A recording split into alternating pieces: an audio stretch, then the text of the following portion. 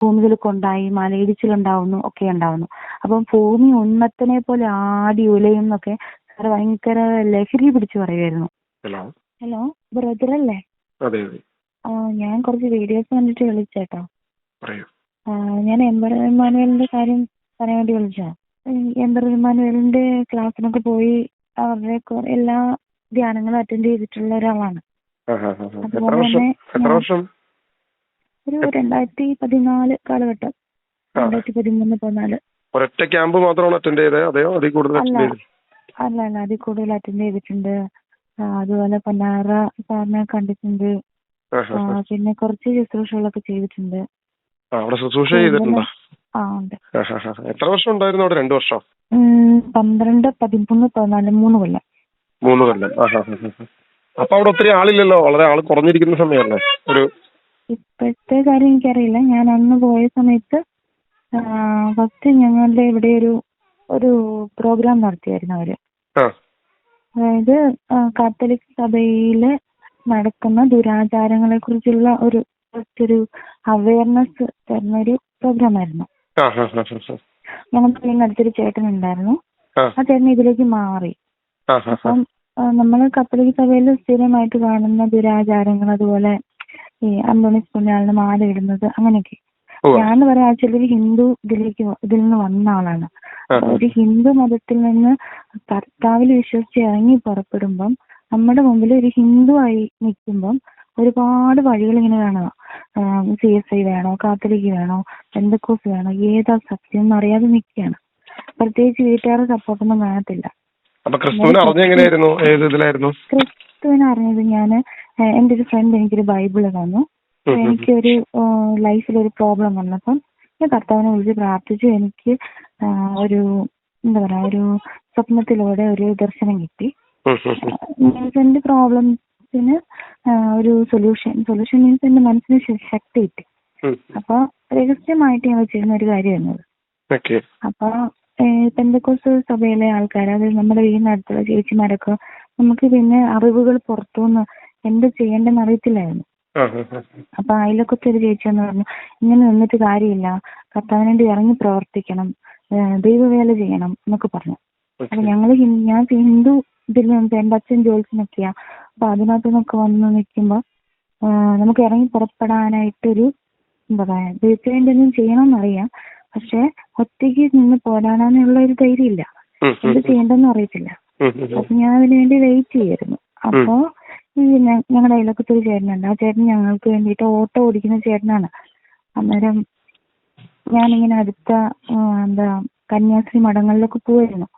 എനിക്ക് അന്നത്തേതെന്ന് വെച്ചാൽ നമ്മൾ ഫസ്റ്റ് ഒരാളുടെ അടുത്തൊരു പ്രേമം സ്റ്റാർട്ട് ചെയ്യുമ്പോൾ അയാളെക്കുറിച്ചുള്ള ന്യൂസുകൾ കേൾക്കുന്നത് ഭയങ്കര ഒരു സന്തോഷമുള്ള കാര്യമാണ്. അപ്പം കർത്താവിനെ കുറിച്ച് കേൾക്കുന്നിടത്തൊക്കെ പോവായിരുന്നു. എന്നുവെച്ചാൽ രഹസ്യമായിട്ട് ശാലോം TV കാണുക, പിന്നെ കർത്താവായിട്ട് എന്നെ കുറിച്ച് സംസാരിക്കുന്ന ആൾക്കാരോട് സംസാരിക്കുക. അപ്പൊ അങ്ങനെ ന്യൂസ് കിട്ടുക. അല്ല, ഞാൻ ഒരിക്കലും ഒരു മഠത്തിൽ പോയി. അവിടെ ചെന്നാൽ ശാലോമിന്റെ ബുക്കുകളൊക്കെ കിട്ടും. നമുക്ക് ഒത്തിരി പേഴ്സണൽ ടൈം കിട്ടും. ഞാൻ അവിടെ പോയപ്പോ എന്നെ കൊണ്ടുവിട്ടത് ഈ ഓട്ടക്കാരൻ ചേട്ടനാണ്. അപ്പൊ എന്നോട് ആ ചേട്ടൻ ചോദിച്ചു, നീ എവിടെ പോയി ചോദിച്ചു. ഞാൻ പറഞ്ഞൊരു മഠത്തിൽ പോയി, ജസ്റ്റ് എനിക്ക് പരിചയമുള്ള സിസ്റ്ററിനെ കാണാൻ പോകുന്നു. അവിടെ ചെല്ലുമ്പം നീ ദൈവത്തിന്റെ പേരെന്താ ചോദിക്കണം, അതുപോലെ അവിടുത്തെ പുത്രന്റെ പേരെന്താ ചോദിക്കണം, പരിശുദ്ധാത്മാവിന്റെ പേരെന്താ ചോദിക്കണം, പരിശുദ്ധ അമ്മയുടെ പേരെന്താന്ന് ചോദിക്കണം. ഞാൻ പറഞ്ഞു ദൈവത്തിന്റെ പേരൊക്കെ എന്തിനാ ചോദിക്കണം, നീ ചോദിച്ചു നോക്കാം, അവർ ഉത്തരം പറയാമെന്ന് നമുക്കറിയാന്ന് പറഞ്ഞു. പക്ഷെ ഞാൻ ഈ ചോദ്യത്തെ വലിയ ഇതായിട്ട് കണ്ടില്ല. ഞാൻ ജസ്റ്റ് തള്ളിക്കളഞ്ഞു. ഞാൻ പോയടുത്ത് പോയി തിരിച്ചു വന്നു. അപ്പൊ എന്റെ വീട്ടിലൊരു ഇഷ്യൂ ഉണ്ടായി. അതായത് ഞാൻ ഒറ്റയ്ക്ക് ഉണ്ടായിരുന്നുള്ളൂ എന്റെ വീട്ടില്. എന്റെ അമ്മ ഹോസ്റ്റലിൽ വർക്ക് ചെയ്യാണ്, അച്ഛൻ വീട്ടിലുണ്ടായിരുന്നില്ല. ഒരു പ്രത്യേക സിറ്റുവേഷനിൽ ഞാൻ വീട്ടിൽ ഒറ്റയ്ക്കായി. അപ്പൊ ആ ചേട്ടൻ എനിക്ക് തോന്നുന്നു എന്റെ അമ്മയുടെ അടുത്ത് സാധാരണ പോവാ ഞാൻ ചെയ്യാറുള്ളത്, ഹോസ്റ്റലിൽ പോവാ ചെയ്യാറുള്ളത്. എന്റെ അമ്മയുടെ കൂടെ താമസിക്കാൻ പോവാണ് ചെയ്യാറുള്ളത്. പക്ഷെ എന്റെ മനസ്സിൽ ഇങ്ങനെ ഒരു വിശ്വാസം ഉണ്ടെന്ന് കണ്ട ആ ചേട്ടൻ ഒരിക്കൽ ആ ചേട്ടനെ കാണാനിടയായി. അപ്പൊ എന്റെ വീട്ടിലൊരു പാമ്പ് കയറി ഞാൻ ഒറ്റയ്ക്കുള്ള സമയത്ത്. അപ്പൊ ഞാൻ പറഞ്ഞു വേട്ടന്ന് വീട്ടിലോട്ട് വാ, എന്നാ ഹോസ്റ്റലിലേക്ക് വാന്ന് പറഞ്ഞു. അപ്പൊ ഇതിന്റെ രണ്ടിന്റെ ഇടയ്ക്ക് നിൽക്കുകയാണ് ഞാൻ. അന്നേരം ആ ചേട്ടൻ എടുത്ത് പറഞ്ഞു, നിനക്ക് ധൈര്യം ഉണ്ടോ, ഞാൻ ഒരിടത്ത് കൊണ്ടോ, എന്നെ വിശ്വാസം ഉണ്ടോ, എന്റെ കൂടെ വരുമോ, ഇനി ഒരൊറ്റ തവണ വന്നിട്ട് നീ എന്റെ കൂടെ ഒന്ന് വന്നാൽ മതി, ഞാൻ ഒരിടത്ത് കൊണ്ടുപോവാം, നീ എൻ്റെ കൂടെ വരുമോ, ധൈര്യം ഉണ്ടോ ചോദിച്ചു. ഈ ചേട്ടന് വർഷങ്ങളായിട്ട് പരിചയമുള്ളതാണ്. അപ്പൊ ഇയാളുടെ അടുത്ത് കർത്താവിന് വേണ്ടി ധൈര്യം ഉണ്ടോ ചോദിച്ചപ്പം എനിക്കതൊരു വെല്ലുവിളിയായിട്ട് തോന്നി. അന്നേരം ഞാൻ പറഞ്ഞു ഓക്കെ ഞാൻ വരാം. എവിടെയാ ചോദിച്ചു പറഞ്ഞു തൃശ്ശൂരാ പോകണ്ടേ പറഞ്ഞു. അപ്പൊ എന്റെ അമ്മയോട് എന്റെ അച്ഛന്റെ ചേട്ടന്റെ വീട്ടിൽ പോവാണോ പറഞ്ഞിട്ട് നോണ പറഞ്ഞിട്ട് ഞാൻ ഇയാളുടെ ഒപ്പം തൃശ്ശൂർക്ക് പോയി. അപ്പൊ അന്ന് പൈസ ഒന്നും ഞാൻ കൊടുത്തില്ല. ഒരാള് കാറ് ഞങ്ങളുടെ ഇവിടുത്തെ ഒരു അതിന്റെ ഒരു വലിയൊരാള് കാറ് റെഡിയാക്കി വെച്ചിട്ടുണ്ടായിരുന്നു. അപ്പൊ ഞാൻ എന്റെ 3-4 ദിവസത്തെ ഡ്രസ്സ് എടുത്തിട്ട് കാറിൽ കയറി ഞാൻ ആളുടെ ഒപ്പം തൃശ്ശൂർക്ക് പോയി. തൃശ്ശൂർക്ക് എന്റെ കൂടെ 2-3 അമ്മച്ചിമാരൊക്കെ ഉണ്ടായിരുന്നു. അപ്പൊ സദ്വാർത്ത എന്ന് പറയുന്നത് ധ്യാനത്തിനാണ് ഞാൻ പോണത്. അവിടെ ചെന്നു കഴിഞ്ഞപ്പോ ഞങ്ങൾക്ക് ഡോർമെറ്ററികളൊക്കെ കിട്ടി. പൈസ ഒന്നും ഞാൻ കൊടുത്തിട്ടില്ല, ഒരു പൈസ ഞാൻ കൊടുത്തിട്ടില്ല. അവിടെ ചെന്നു കഴിഞ്ഞപ്പോ ഫസ്റ്റ് ഡേ ഈ പൊന്നാറ സാറിന്റെ ക്ലാസ് ആണ്. സാറിന്റെ ക്ലാസ് എന്ന് പറഞ്ഞാല് വിശ്വാസത്തെ കുറിച്ചുള്ള എന്ന് വെച്ചാൽ നമ്മൾ കർത്താവിനെ കുറിച്ച് ഒരുപാട് പുകഴ്ത്തി പറഞ്ഞ് ഞാൻ ആഗ്രഹിച്ചെല്ലാം ഞാൻ അവിടെ വെച്ച് കേട്ടു. എനിക്ക് കർത്താവിനെ കുറിച്ച് മണവാളനാണ്, അതുപോലെ എല്ലാ കാര്യങ്ങളും പറഞ്ഞ് പരിശുദ്ധ അമ്മേനെ കുറിച്ച് പറഞ്ഞ് ഫസ്റ്റ് ഡേ ഭയങ്കരമായിട്ട് ഒരു ആ സാറിന്റെ പ്രസംഗം എന്ന് പറഞ്ഞാല് വാക്കുകൾ അത്രയ്ക്ക് മൂർച്ചയുള്ള വാക്കുകളാണ്. ദൈവവചനം എടുത്താണ് അദ്ദേഹം ക്ലാസ് ചെയ്യുന്നത്. ഭയങ്കര ഒരു ലൗഡ് ഒരു ഭയങ്കരമായിട്ടുള്ള പ്രകമ്പനം കൊള്ളിക്കുന്ന ഒരു വോയിസ് ആണ് സാറിന്റെ. സാറിനോട് എനിക്ക് ഭയങ്കര ഇഷ്ടം തോന്നി. ആളുടെ ഒരു ക്ലാസ് കഴിഞ്ഞു. പിറ്റേ ദിവസത്തെ ക്ലാസ് കഴിഞ്ഞു. അങ്ങനെ 4 ദിവസമാണ് ക്ലാസ് ഉള്ളത്, 3 ദിവസം. അപ്പൊ ലാസ്റ്റ് ഡേ വന്നിട്ട് ഇത് കർത്താവിന് എതിരെ നിൽക്കുന്ന ആരാണ് എന്നുള്ളൊരു ചോദ്യത്തിന് കുറേ വീഡിയോസ് കാണിച്ചിരുന്നു. അതായത് കത്തോലിക്ക സഭയിലെ മെയിൻ എന്താ പറയാ ശത്രു എന്ന് പറഞ്ഞാൽ കാത്തലിക്സ് ആണ്. കത്തോലിക്ക സഭയില് കർത്താവിനെതിരെ സംഭവിക്കുന്ന കാര്യങ്ങൾ ഓരോന്നോരം, അതായത് പള്ളിമുറ്റത്തെ കൊടിമരം തൊട്ട് അതുപോലെ നിലവിളക്ക് എന്താണ് ഹൈന്ദവ ആചാരത്തിന് വന്നേക്കുന്ന നിലവിളക്ക്, താലി, അതുപോലെ കന്യാസികൾ യോഗ ചെയ്യുന്നു, പിന്നെ അച്ഛന്മാര് ഈ കുപ്പായം മാറ്റി സന്യാസി കുപ്പായങ്ങൾ ഇടുന്നു, അതുപോലെ തിരുവാതിര കളിക്കുന്നു, പള്ളിയില് കഥകളി കളിക്കുന്നു, അച്ഛന്മാര് അമ്പലത്തിൽ കൊണ്ട് കുർബാന അർപ്പിച്ചിരുന്നു. അങ്ങനെ കത്തോലിക്ക സഭയിൽ നടന്നേക്കുന്ന ദുരാചാരങ്ങൾ ഫുള്ള് ഒരു വീഡിയോ ആയിട്ട് കാണിച്ചിരുന്നു. ദെൻ ആ ധ്യാനത്തിനകത്ത് ഒറ്റ കാര്യമാണ് പറഞ്ഞേക്കുന്നത്, നിങ്ങൾ പറയുന്നുണ്ടല്ലോ കർത്താവ് വരും വരും വരും എന്ന്, ഞങ്ങൾ പറയുന്നു വന്നു കഴിഞ്ഞു. അപ്പൊ വന്നു കഴിഞ്ഞു എന്ന് പറയുമ്പോഴത്തേക്കും നമ്മൾ ഞെട്ടിയിരിക്കും. അതായത് കർത്താവ് അങ്ങ് വന്നോ, അപ്പൊ വാനമേഘങ്ങളിൽ വരുമെന്നാണ് നമ്മൾ വിശ്വസിക്കുന്നത്, അല്ല പറഞ്ഞു കേട്ടിരിക്കുന്നത്. അപ്പൊ ആകാശത്തിലെ മദ്യം എവിടെയാന്ന് വെച്ചിട്ട് നിങ്ങൾ എവിടെ പോയി വെയിറ്റ് ചെയ്യും കർത്താവിന് വേണ്ടി? അപ്പൊ അതിൻ്റെ അകത്ത് അവര് പറഞ്ഞേക്കുന്ന ഒരു വചനം, അവസാനം കർത്താവ് ഇവിടുന്ന് പോയ സമയത്ത് കർത്താവ് പറഞ്ഞു, അവര് പറഞ്ഞു നിങ്ങൾ ഈ പോകുന്നത് കണ്ട പോലെ തന്നെ അവിടുന്ന് തിരിച്ചു വരുമെന്നത്. രണ്ടാമത്തെ ഒരു വചനം അത് യേശയ്യാ പ്രവാചകന്റെ പുസ്തകത്തിൽ നിന്നാണെന്ന് തോന്നുന്നു, എനിക്കതിന്റെ കറക്റ്റ് ഇതറിയില്ല. കർത്താവെ അങ്ങ് എന്തുകൊണ്ട് അപരിചിതനെ പോലെയും ദേശത്തൊരു ഒരു ഭ്രാന്തനെ പോലെയും അങ്ങ് കാണപ്പെടുന്നു എന്ന് പറഞ്ഞിട്ടൊരു വചനമുണ്ട്. അതാണ് അതിന്റെ ബേസിക്. അതായത് കർത്താവ് ഇപ്പോ നമ്മുടെ ഇടയിൽ ഒരു അപരിചിതനെ പോലെ, ഒരു ഭ്രാന്തനെ പോലെ, അല്ലെങ്കിൽ പ്രതികരിക്കാൻ ശേഷിയില്ലാത്തവനെ പോലെ കാണപ്പെടുകയാണ് ഇപ്പോ. അങ്ങനെ കർത്താവ് നമുക്കിടയിൽ അലഞ്ഞു തിരിയാണ്. ഈ ധ്യാനം കഴിയുമ്പോൾ നമ്മൾ ഓരോ ഭിക്ഷക്കാരെയും അങ്ങനെയുള്ള ആൾക്കാരെയും ഒക്കെ ഇങ്ങനെ ശ്രദ്ധിക്കും, കർത്താവാണോ എന്ന് പറഞ്ഞ് ശ്രദ്ധിക്കും. അപ്പൊ ഇങ്ങനെ അലഞ്ഞു തിരിയുന്ന കർത്താവ് അവിടുന്ന് വന്നു. അതുപോലെ തന്നെ കർത്താവ് സെക്കൻഡ് കമ്മിങ്ങില് അവിടുന്ന് ഇമ്മാനുവേൽ എന്ന് വിളിക്കപ്പെടും എന്ന് ദൂതൻ ഫസ്റ്റ് പരിശുദ്ധ അമ്മയോട് പറയുന്നുണ്ട്. എവിടെയാണ് അവൻ ഇമ്മാനുവേൽ എന്ന് വിളിക്കപ്പെട്ടിരിക്കുന്നത്? അപ്പൊ എവിടെയാണ് നിങ്ങൾ വിളിക്കുന്നുണ്ട്, ഇമ്മാനുവേൽ നിങ്ങൾ വിളിക്കുന്നുണ്ട്, പക്ഷെ എംപറർ ഇമ്മാനുവേലിനെ ഞങ്ങൾ വിളിക്കുന്നത്. അപ്പൊ ഇമ്മാനുവേലിന് വിളിക്കപ്പെട്ടതും ഇവരാണ് വിളിക്കുന്നത്. പിന്നെ എനിക്ക് അതിന്റെ കൊട്ടേഷൻസ് എനിക്കറിയില്ല, എന്റെ മനസ്സിൽ കിടക്കുന്ന വചനങ്ങളാണ് കേട്ടോ. വായിക്കാം, അത് തന്നെയാണെന്നൊന്ന് കൺഫേം ചെയ്യണേ. ജെറമിയ 14:8 ഞാൻ വായിക്കുന്നത്. ഇസ്രായേലിന്റെ പ്രതീക്ഷയും ദുരിതത്തിൽ അവളുടെ രക്ഷകനുമായ അവിടുന്ന് എന്തുകൊണ്ടാണ് ദേശത്ത് ഒരു അപരിചിതനെ പോലെയും രാത്രിയിൽ സങ്കേതം അന്വേഷിക്കുന്ന വഴിയാത്രക്കാരനെ പോലെയും പെരുമാറുന്നത്? ഈ സെയിം കൊട്ടേഷൻ വെച്ചിട്ട് സാറ് പറഞ്ഞൊരു കാര്യം, അതായത് സാറ് മനുവിനെ കണ്ടു. അപ്പൊ ക്രിസ്തു ഇപ്പോ ഭൂമിയിൽ അപരിചിതനെ പോലെയാണ്, കണ്ടെത്താൻ പറ്റുന്നവൻ കണ്ടെത്താം, സങ്കേതം അന്വേഷിക്കുന്നവരെ പോലെയാണ്, നിങ്ങൾ സങ്കേതം കൊടുക്കണം. അതെ അതെ. അപ്പൊ ഈ കണ്ട സാറ് അദ്ദേഹത്തെ കാണുകയും കയ്യിൽ നിന്ന് പൈസ എടുത്ത് കൊടുക്കുകയും കെട്ടിപ്പിടിക്കുകയും ചെയ്തിട്ടുണ്ടെന്നാണ് പറഞ്ഞത് ഇമ്മാനുവേലിന്. അപ്പൊ ഇമ്മാനുവേലിന് പറയുന്നത് സാറ് മരിക്കുന്നതിന് മുമ്പ് പുള്ളി എന്ന് ജനിച്ചു എന്നാണ് പറയുന്നത്. അപ്പൊ ഇമ്മാനുവേല് എന്തോ ജനിച്ച സമയം വല്ലതും പറയുന്നുണ്ടോ പുള്ളി? ജനിച്ച സമയമൊന്നും പറയുന്നില്ല. വന്നു കേൾക്കാൻ ചെവിയുള്ളവർ കേൾക്കട്ടെ. അല്ല 2005 മുതലാണ് ഏതാണ്ട് ജനിച്ചു എന്നുള്ളൊരു സംഭവം ഇവർ പറഞ്ഞു തുടങ്ങിയത്. 2005 മുതലാണ്. ഇല്ല, അതിന്റെ ഫുൾ ഡീറ്റെയിൽസ് നമുക്കറിയില്ല. ഫുൾ ഓരോ സ്റ്റെപ്പിലും നമുക്ക് ക്യൂരിയോസിറ്റി ആണ്. ഇയാള് ജനിച്ചു, ഇവർക്കേ അറിയുള്ളൂ. അപ്പൊ ആളെ കാണണം എന്നുള്ളൊരു ക്യൂരിയോസിറ്റിയിലാണ് നമ്മൾ മുന്നോട്ട് പോകുന്നത്. അപ്പൊ ഞാനത് ചോദിക്കാൻ കാരണം ഇപ്പൊ ഈ പുള്ളി കണ്ട് പൈസ കൊടുത്തു എന്ന് പറയുമ്പോ അത്യാവശ്യം ഏജ് ആയിട്ടുള്ള ആളാണല്ലോ. അതെ, കണ്ടിട്ടുണ്ട്.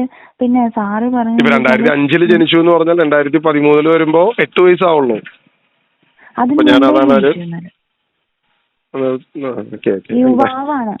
യുവാവായിട്ടാണ് ആ സമയത്ത് പുള്ളി കാണുന്നത്. പിന്നെ അവര് പറയുന്ന ഒരു കാര്യം എന്താണെന്ന് വെച്ചാൽ നമുക്ക് വിശ്വാസയോഗ്യമായിട്ടുള്ള കാര്യങ്ങളും അതിനകത്ത് പറയുന്നുണ്ട്. അതായത് നിങ്ങളൊരു കത്തോലിക്ക സഭയിൽ ചെന്നാല് പിതാവായ ദൈവത്തിന് നിങ്ങൾ നരച്ച മുടിയും അതുപോലെ മീശയും നരപ്പിച്ച് വെക്കും. പുത്രനായ ദൈവത്തിനെ നിങ്ങൾ കളറ് അടിച്ച് കറുത്ത മുടിയും താടിയിട്ട് വെക്കും. എന്തുകൊണ്ടാണ് ദൈവത്തിന് നിങ്ങൾ താടി നരപ്പിച്ച് വെച്ചത്? ജരാനരകൾ ബാധിക്കാത്തവനാണ് ദൈവം. അതുപോലെ ആദിമ മനുഷ്യൻ പാപം ചെയ്തത് വഴിയാണ് ഈ ലോകത്ത് ജരാനരകളും മരണവും അതുപോലെ വാർദ്ധക്യവും വന്നത്. കർത്താവായ ദൈവത്തെ നിങ്ങൾ എന്തുകൊണ്ട് വൃദ്ധനാക്കി? അത് തന്നെ കത്തോലിക്ക സഭയുടെ അധപ്പതനമാണ്. അവരുടെ ദൈവത്തെക്കുറിച്ചുള്ള ചിന്ത തന്നെ തെറ്റാണ്. അതുപോലെ നമുക്ക് നമ്മുടെ രൂപത്തിലും സാദൃശ്യത്തിലും മനുഷ്യനെ സൃഷ്ടിക്കാം. അപ്പൊ എന്തുകൊണ്ടാണ് രൂപവും സാദൃശ്യവും നമ്മുടെ ആ രൂപവും സാദൃശ്യം തന്നെയാണ് ദൈവത്തിന്. ദൈവം കേവലം ആത്മാവ് മാത്രമല്ല. പിന്നെ ദൈവത്തിൽ നിന്നാണ് ശരീരം ധരിച്ച് ഇമ്മാനുവേൽ, അതായത് കർത്താവ് വന്നു വെക്കുന്നത്. അപ്പം യേശുക്രിസ്തു ദൈവം തന്നെയാണ്. ദൈവത്തിന്റെ അതേ ഡിറ്റോ ആണ് കർത്താവായ യേശുക്രിസ്തു. ക്രിസ്തു എങ്ങനെയാണ് അതുപോലെ തന്നെ ദൈവം. അപ്പം സാറിനൊന്നും നല്ല തലമുറയൊക്കെ നിറച്ച് മീശയൊക്കെ നിറച്ച ഒരാളാണ് സാറ്. അപ്പൊ സാറ് പറഞ്ഞു എന്നേക്കാളും എങ്ങാണ് എന്റെ അപ്പൻ. പിന്നെ അവിടെ ബേസിക് ആയിട്ടുള്ള ഒരു ഇമോഷണൽ ആയിട്ടുള്ള ഒരു കാര്യം, ഒരു അറ്റാച്ച്മെന്റ് ദൈവമായിട്ട് വെക്കുന്നു. ഞാനൊക്കെയാണ് വിശ്വസിച്ചിരുന്നത് എന്താ പറയാ, കർത്താവ് മരിക്കുമ്പോൾ തിരശ്ശീല രണ്ടായിട്ട് മുറിഞ്ഞു, അവിടുന്ന് ദൈവവും മനുഷ്യനും തമ്മിലുള്ള അകൽച്ച മാറ്റി. അപ്പം എന്നിലൂടെ അല്ലാതെ ആരും പിതാവിലേക്ക് എത്തുന്നില്ല എന്നൊരു വചനം പറഞ്ഞിട്ടുണ്ട്. അപ്പൊ നമുക്ക് ദൈവത്തിനോട് ഡയറക്റ്റ് പ്രാർത്ഥിക്കാൻ പേടിയാണ്. നമ്മൾ പ്രാർത്ഥിക്കുന്ന കർത്താവായ യേശുവേ എനിക്ക് വേണ്ടി പ്രാർത്ഥിക്കണേ, നമ്മുടെ പിതാവിനോട് പ്രാർത്ഥിക്കണേ, അങ്ങനെയുള്ളൊരു ഡിസ്റ്റൻസ് അല്ല, ഒരു ബഹുമാനം അവിടെ ഉണ്ടായിരുന്നു. പക്ഷെ ഇവിടെ എന്ന് പറഞ്ഞാല് നിങ്ങൾ പിതാവായ ദൈവത്തിനെ പിതാവേ എന്ന് വിളിക്കണം, നിങ്ങൾ അപ്പ എന്ന് വിളിക്കണം. അപ്പൊ അപ്പ എന്ന് വിളിക്കുന്ന ഒരു മകൻ ഒരു കുഞ്ഞ് എന്താ പറയാ ദൈവത്തിനെ അപ്പാന്ന് വിളിക്കണം എന്ന് പറയും. അപ്പൊ നമുക്കൊരു ഡിസ്റ്റൻസ് വരും. പക്ഷെ അദ്ദേഹം പറയുന്നത് യേശുക്രിസ്തുവിന്റെ ഒപ്പം ജനിച്ചു തരാം നമ്മള്. അതിനകത്ത് ഉൽപ്പത്തിയില് എന്താ പറയാ നക്ഷത്രങ്ങളെ കുറിച്ച് പറയുന്നുണ്ട്. 12 നക്ഷത്രങ്ങൾ, 12 ഗോത്രങ്ങൾ. അതുപോലെ 1,00,000 വെളിപാടിന്റെ അകത്ത് 1,40,40,000 പേർക്കല്ലാതെ അത് പാടാൻ പറ്റിയില്ല, ഒരു ഗാനം പാടാൻ പറ്റിയില്ല. അവര് മാത്രമേ സ്വർഗത്തിൽ പോകുള്ളൂ എന്നുള്ളൊരു ഇതുണ്ട്. എന്നുവെച്ചാൽ 1,40,40,000 പേര്.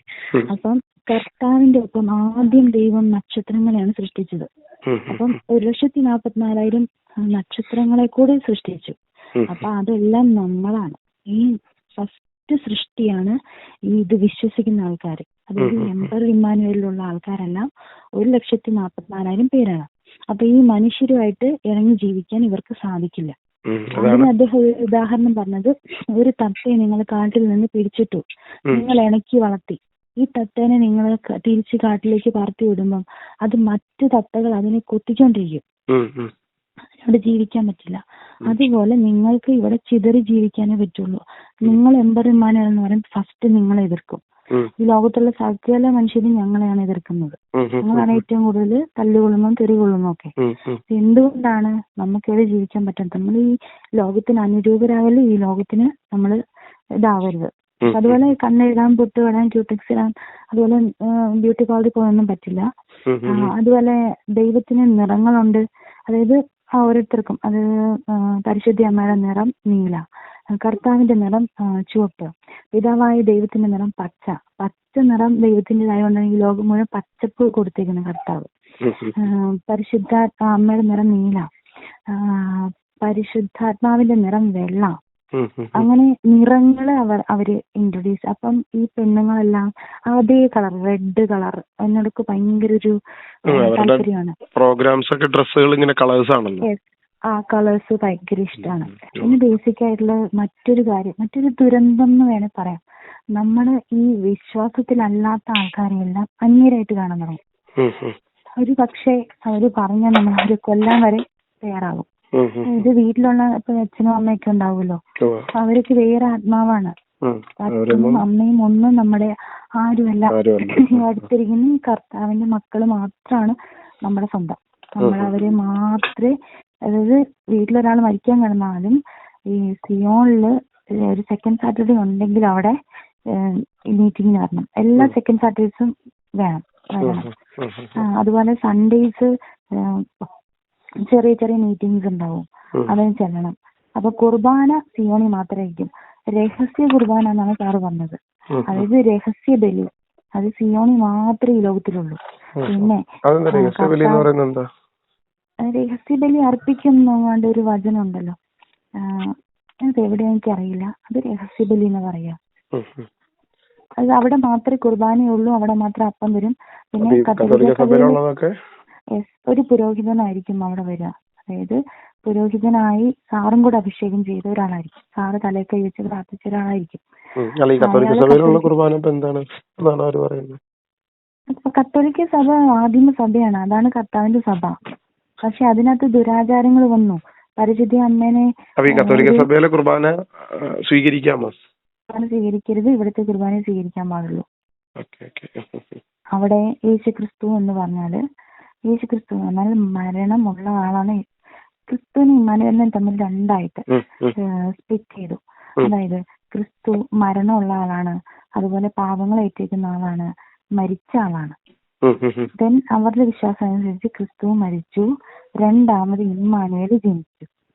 ഇമ്മാനുവേൽ ഇതുപോലെ തന്നെ, അതായത് ഫസ്റ്റ് എങ്ങനെയാണോ ജനിച്ചത് അതുപോലെ തന്നെ പരിശുദ്ധ അമ്മ ഗർഭം ധരിച്ച്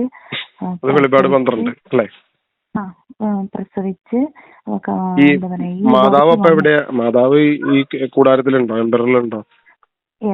മാതാവ് അതായത് ഒരു കൂടാരം ഉണ്ടാക്കിയിട്ടുണ്ട്. അതിനകത്ത് ഏറ്റവും താഴത്തെ നില പരിശുദ്ധ പിതാവിനുള്ളതാണ്, സെക്കൻഡ് നില പരിശുദ്ധ അമ്മയ്ക്കുള്ളതാണ്. അപ്പൊ ആ സെക്കൻഡ് നിലയില് ഒരു കസേരയില് ഒരു കിരീടം വെച്ചിട്ടുണ്ട്. അതുപോലെ എന്താ കർത്താവായ ഇമ്മാനുവേലിനുള്ള ഒരു കിരീടമുണ്ട്, കിരീടവും ചെങ്കോലും ഉണ്ട്. അപ്പൊ നമ്മൾക്ക് ഇത് ജ്ഞാനം കഴിഞ്ഞാൽ മാത്രമാണ്, അത് സെക്കൻഡ് ധ്യാനമാണ് ജ്ഞാനം. സദ്വാർത്ഥ പ്രകാശ ജ്ഞാനം, മൂന്നാമത്തെ ധ്യാനമാണ് ജ്ഞാനം. ജ്ഞാനം എന്ന് പറഞ്ഞാലാണ് പരിശുദ്ധ അമ്മ. അതായത് അവൻ ജ്ഞാനത്തിലും വചനത്തിലും വളർന്നു. പിന്നെ ദൈവം ഫസ്റ്റ് സൃഷ്ടിച്ച വചനത്തെ ജ്ഞാനത്തെയാണ്. അപ്പൊ ഈ ജ്ഞാനമാണ് പരിശുദ്ധ അമ്മ. ഫസ്റ്റ് ധ്യാനം സദ്വാർത്ഥ, രണ്ടാമത്തെ പ്രകാശം അല്ലേ? പ്രകാശം. പ്രകാശം വചനമാണ്. ജ്ഞാനം പരിശുദ്ധ അമ്മയാണ്. അതുപോലെ ദൈവത്തിന് നാമങ്ങളുണ്ട്. ദൈവത്തിന്റെ നാമമാണ് യേശു. എന്തുകൊണ്ടാണ് ദൈവത്തിന്റെ നാമം യേശു? നീ പുത്രനെ പ്രസവിക്കും, നീ അവന് യേശു എന്ന് പേരിടണം. ഇസ്രായേൽ നിയമം അനുസരിച്ച് പിതാവിന്റെ നാമമാണ് പുത്രന് വരിക. പുത്രന്റെ നാമം ഫസ്റ്റ്, ദെൻ കുട്ടിക്കിടുന്ന പേര്. ഇപ്പം ഒരാളുടെ പേര്, അച്ഛന്റെ പേര് കഴിഞ്ഞിട്ട് കുട്ടിയുടെ പേര് പറയും. അതുപോലെ തന്നെ ഈ എംപറർ ഇമ്മാനുവേലിന്റെ പേര് യേശു ഇമ്മാനുവേൽ എന്നാണ്. അപ്പം ദൈവത്തിന്റെ പേരെന്താ? യേശു. യേശു ആയതുകൊണ്ടാണ് പുത്രന്റെ പേര് യേശു എന്ന് ഇട്ടത്. അപ്പൊ ദൈവത്തിന്റെ പേര് യേശു, ദെൻ പുത്രന്റെ പേര് അവൻ ഇമ്മാനുവേൽ എന്ന് വിളിക്കപ്പെടും. ദൈവം നമ്മോടുകൂടി എന്നർത്ഥം വിളിക്കപ്പെടും. ദെൻ അവന്റെ പേര് ഇമ്മാനുവേൽ. അപ്പൊ അവന്റെ പേരാണ് യേശു ഇമ്മാനുവേൽ. ദെൻ മെൽക്കിസദേക്ക് എന്നാണ് പരിശുദ്ധാത്മാവിന്റെ പേര്. അത് കാരണം എന്താന്ന് വെച്ചാല്, നമ്മുടെ അബ്രഹാം കപ്പം കൊടുത്തത് മെൽക്കിസദേക്കിനാണ്.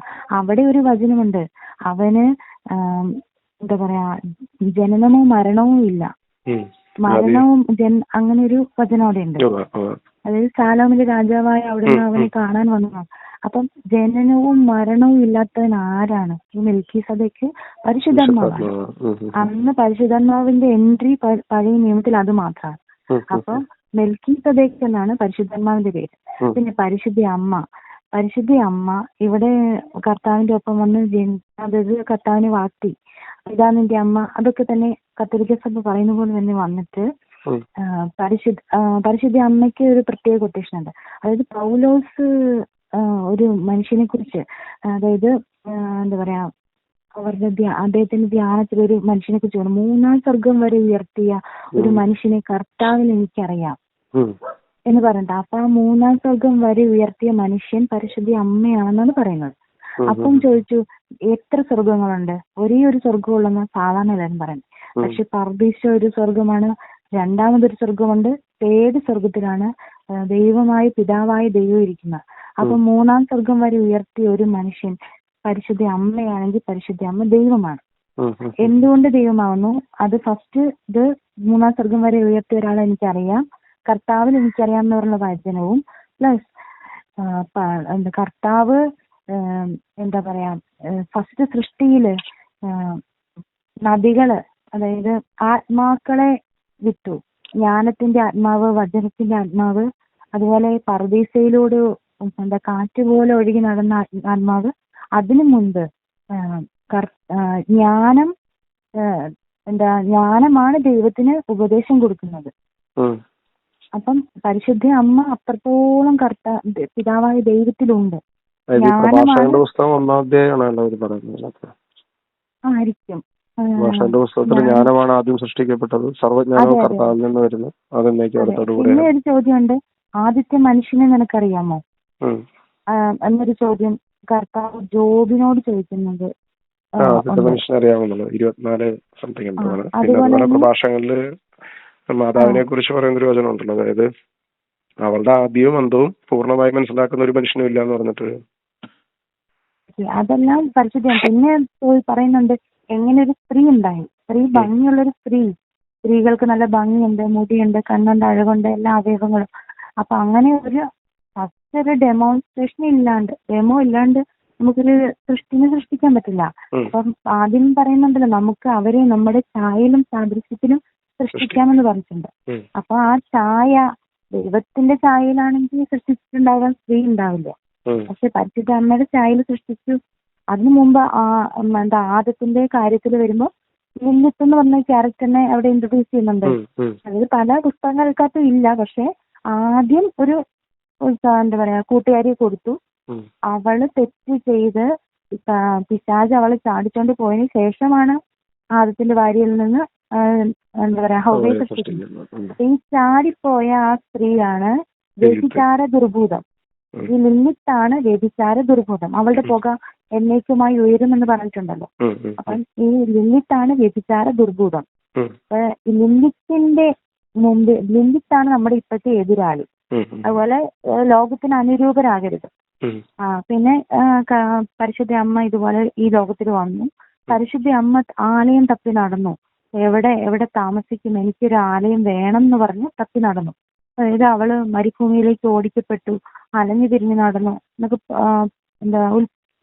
വെളിപാടിലുള്ള കാര്യം. അപ്പം പരിശുദ്ധ അമ്മേനെ പലരും അതിനകത്ത് ജ്ഞാനത്തിന്റെ ഇതിനകത്ത് പറയുന്ന പരിശുദ്ധ അമ്മേനെ ഒരുപാട് പേര് മോശപ്പെടുത്തുന്ന പെന്തക്കോസ്തുകാര്, മെയിൻലി കത്തോലിക്ക സഭ പരിശുദ്ധ അമ്മേനെ തള്ളി പറയുന്ന കുറെ വീഡിയോസ് കാര്യങ്ങൾ അങ്ങനെയൊക്കെ. അപ്പൊ പരിശുദ്ധ അമ്മേനെ ഞങ്ങൾ ഇവിടെ വാനോട് ഉയർത്തി വെച്ചേക്കാം, അമ്മ ഇവിടെ ഉണ്ട്, അപ്പൊ പരിശുദ്ധ അമ്മ ഉണ്ട്. അപ്പൊ നമ്മള് അത് ആദ്യത്തെ ഒരു സെഷൻ കഴിയുമ്പം നമ്മൾ ഇമോഷണലി മറ്റ് നമ്മുടെ സഹോദരങ്ങളുമായിട്ടൊക്കെ ഭയങ്കരമായിട്ട് അറ്റാച്ച്ഡ് ആവും. അതായത് എന്റെ സ്വന്തം സഹോദരനല്ല എന്റെ സഹോദരൻ, എന്റെ കർത്താവിനെ മനസ്സിൽ സ്വീകരിച്ച് എന്റെ ദൈവത്തിനെ അപ്പാന്ന് വിളിക്കുന്ന ആളാണ് എന്റെ സഹോദരൻ. അന്ന് മുതൽ സിയോണാണ് എന്റെ വീട്. പിന്നെ അവിടെ സിയോൺ എന്തുകൊണ്ട് തെരഞ്ഞെടുക്കപ്പെട്ടു? മുരിയാട് എന്ന് പറഞ്ഞ സ്ഥലത്താണ്. അപ്പൊ മൂരികളുടെ നാട് എന്നറിയപ്പെടുന്ന ഒരു സ്ഥലത്ത് കർത്താവിന്റെ സഭ വരും എന്നുള്ളത് പഴയ നിയമത്തിലുണ്ട്. ഏതോ സങ്കീർത്തനങ്ങളില് കുരുവിൽ പക്ഷികൾക്കൊരു സങ്കേതം, പക്ഷികളുടെ താഴ്വര എന്നൊക്കെ പറഞ്ഞിട്ട് ഒരു സങ്കീർത്തനത്തിനകത്ത് കുറച്ച് ഭാഗങ്ങളുണ്ട്.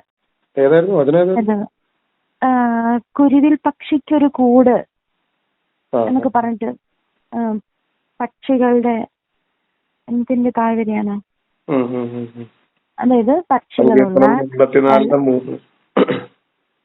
എന്റെ രാജാവും ദൈവവുമായ സൈന്യങ്ങളുടെ കർത്താവ്, കുരുകിൽ പക്ഷി ഒരു സങ്കേതവും മീവൽ പക്ഷി കുഞ്ഞിനൊരു കൂടും അങ്ങയുടെ ബലപീഠത്തിങ്കൽ കണ്ടെത്തുന്നുവല്ലോ.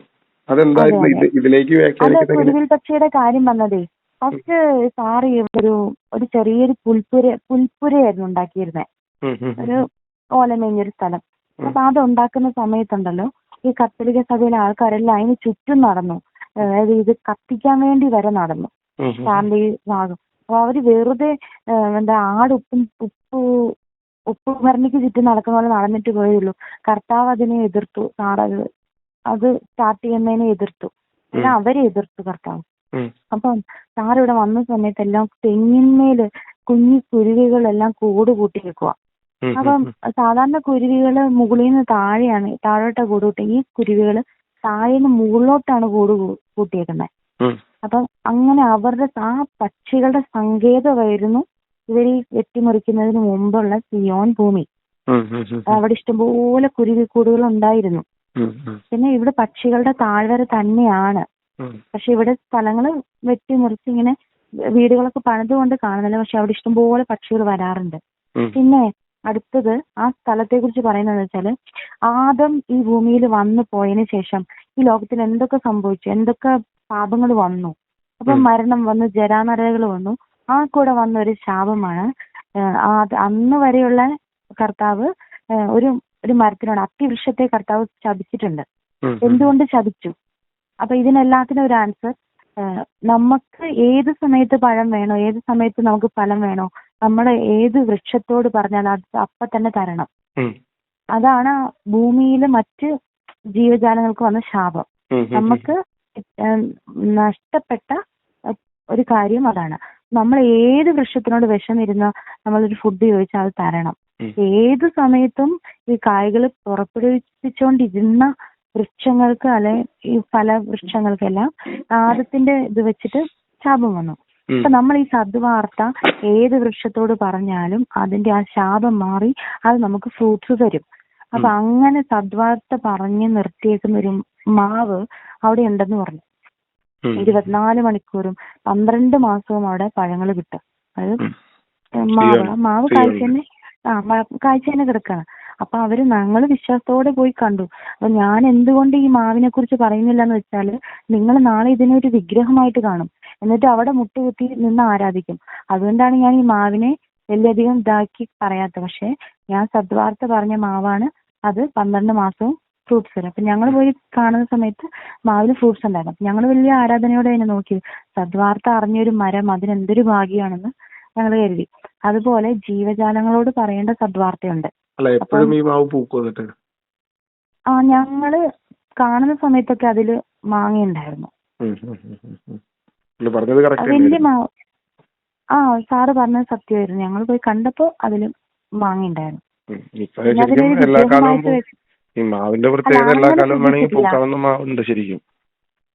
സാർ അത് ഞങ്ങൾ അത്ര ശ്രദ്ധിച്ചില്ല. കാരണം വിഗ്രഹമാക്കുന്നൊരു ഇത് വന്നല്ലോ. നമ്മളിപ്പോ പരിശുദ്ധരായിട്ട് കർത്താവിനെ മനസ്സിൽ വെച്ച് ഇരിക്കുകയാണ്. ഒരു വിഗ്രഹം അങ്ങനെ ഒരു വിശ്വാസത്തിനൊരു ബലം കൊടുക്കാൻ വേണ്ടിട്ടൊരു അതെ അതെ, അത് ഭയങ്കര വിശ്വാസമായിരുന്നു. പിന്നെ അതിനോട് തോന്നിയത് ആരാധനയല്ല, അസൂയ തോന്നുന്നത്. കാരണം ഇത്രയും സദ്വാർത്ത കേട്ടിട്ട് നിൽക്കുന്ന ഒരു വൃക്ഷം, ദൈവത്തിന്റെ കാര്യം വചനം കേട്ട് നിൽക്കുന്ന ഒരു വൃക്ഷം, ഒരു റെസ്പെക്ട് അതിനോടുണ്ടായിരുന്നു. പക്ഷെ ഒത്തിരി റെസ്പെക്ട് കൊടുക്കരുതെന്ന് പറഞ്ഞിട്ടുണ്ടല്ലോ. പിന്നെ എന്താ പറയാ, മരങ്ങളോടുള്ള സദ്വാർത്തയുണ്ട്.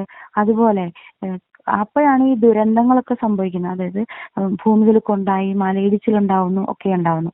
അപ്പം ഭൂമി ഉന്മത്തനെ പോലെ ആടി ഉലയുന്നൊക്കെ ഭയങ്കര ലഹരി പിടിച്ചു പറയുമായിരുന്നു. എന്നുവെച്ചാൽ ഈ ദുരന്തങ്ങൾ ഓരോന്നോരോന്നായിട്ട് വരുന്നത് എന്താ പറയാ, കർത്താവിന്റെ വരവെടുത്തു, യുദ്ധശ്രുതികളും കേൾക്കുന്നത്, മഹാമാരികൾ വരുന്നത്, അതൊക്കെ വരും. അപ്പൊ ഇതൊക്കെ വരാൻ വേണ്ടി നിങ്ങൾ പ്രാർത്ഥിക്കണം. വരാൻ വേണ്ടി പ്രാർത്ഥിച്ച് ഇങ്ങനെ വന്നാൽ അവന്റെ വരവെടുത്തു. അതായത് കർത്താവ് ഭൂമി ദുരന്തം, അതായത് ഈ ഭൂമി കൊള്ളില്ല, ഈ ഭൂമിയല്ല വേറെ. ഏറ്റവും കൂടുതൽ സന്തോഷിച്ചത് മുരിയാടായിരിക്കും. അതെ അതെ അതെ. അവിടെ അങ്ങനെ എന്തെങ്കിലും ആ സമയത്ത് എന്തെങ്കിലും ദുരന്തങ്ങൾ വരുന്ന സമയത്ത് അവിടെ ഉണ്ടോ? ഞങ്ങളുടെ സ്ഥലത്ത് മറ്റേ മലയിടിച്ചിലൊക്കെ ഉണ്ടായപ്പോൾ ഞാൻ അവിടെ ഉണ്ടായിരുന്നു. അപ്പൊ അവരെന്താ പറഞ്ഞതിനെ കുറിച്ച്? അവര് പറഞ്ഞു അതായത് കർത്താവ് പറഞ്ഞു, നീ സ്തുതിച്ചില്ലെങ്കിൽ പാറകൾ എന്നെ സ്തുതിക്കും എന്ന് പറയുന്നില്ലേ. അതായത് പാറ സ്തുതിച്ചതാണ്, സൃഷ്ടികൾക്ക് സദ്വാർത്ത എത്തിച്ചപ്പം സൃഷ്ടി സ്തുതിച്ചതാണ് മലയിടിച്ചിലുണ്ടായത്. മല ഇളകി മല സ്തുതിച്ചതാണ്. എന്തായാലും വോയിസ് പബ്ലിക് ചെയ്യുന്നതിന് കുഴപ്പമില്ലല്ലോ. ഞാൻ പേര് വെക്കില്ല, പേരും കാര്യങ്ങളും ഞാൻ ഹൈഡ് ചെയ്തേക്കാം. രക്ഷപ്പെടാൻ ആൾക്കാരുണ്ടെങ്കിൽ രക്ഷപ്പെടട്ടെ.